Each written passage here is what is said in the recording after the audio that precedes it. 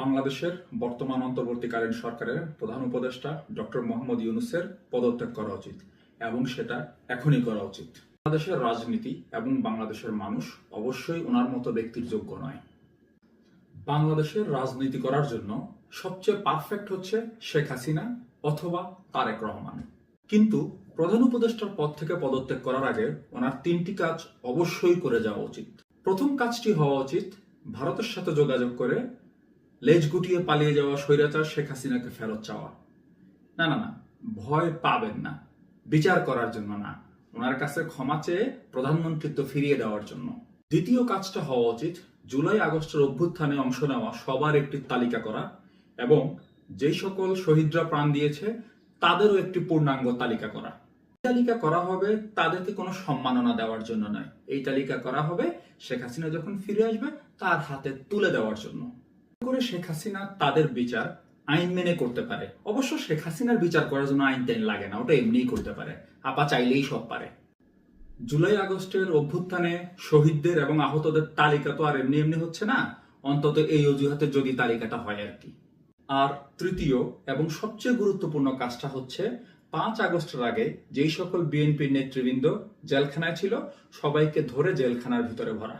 সেই সাথে আওয়ামী লীগের সন্ত্রাসী এবং মাফিয়ার নেতাদের যাদেরকে জেলখানায় ভরা হয়েছে সবার নিঃশর্ত বেকসুর খালাস দিয়ে দেওয়া। তারপর আমার একটা জিনিস দেখার খায়েশ আছে, যাদের মুতের জোরে মানুষ বঙ্গোপসাগরে ভেসে যায় তারা কি করে তখন, সেটা আমি একটু দেখতে চাই। এত কিছুর মাঝে সবচেয়ে হতাশার বিষয় হচ্ছে এই অভাগা বাংলাদেশের মুক্তি নেই।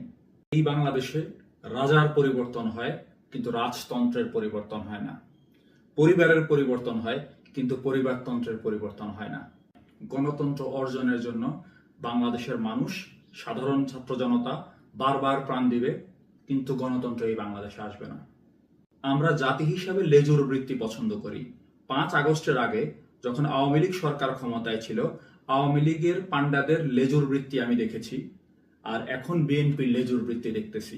আমরা কেন জানি সবসময় চাটতে পছন্দ করি।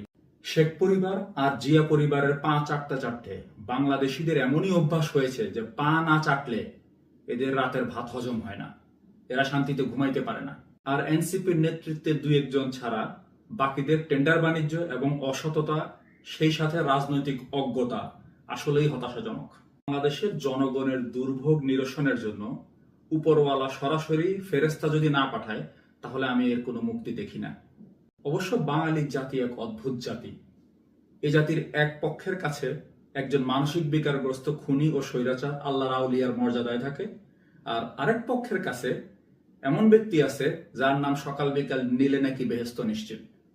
সবশেষে শুধু এটুকু বলতে চাই, বাংলাদেশের সাধারণ মানুষ ভালো থাকুক, তারা এই দেশে থাকুক একজন নাগরিকের মর্যাদায়, প্রজা হিসেবে নয়।